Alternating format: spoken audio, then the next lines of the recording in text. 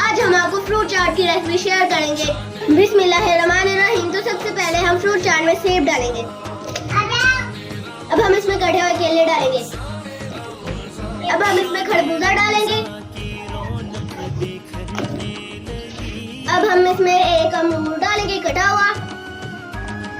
अब हम इसमें अंगूर डालेंगे। अब तो स्ट्रॉबेरी का सीजन आ गया। अब हम इसमें स्ट्रॉबेरी डालेंगे। आप सीजन के मुताबिक फ्रूट्स डाल सकते हैं। अब हम इसमें 1 चाय का चम्मच काली मिर्च डालेंगे।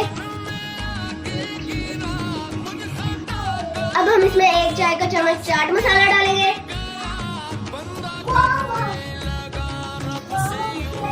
अब हम इसमें फ्रेश ऑरेंज जूस 1 प्याली डालेंगे।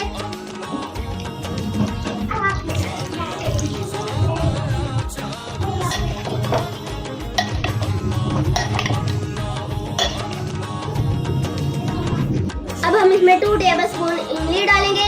अब हम इसे अच्छे से मिक्स कर लेंगे। अब हम इसमें अनार गार्निश करेंगे। वाह माशाल्लाह, ये देखें हमारे फ्रूट चाट रेडी हो चुका है। आप हमारे वीडियो को लाइक एंड सब्सक्राइब जरूर करें और शेयर भी बहुत ज्यादा करें और फॉलो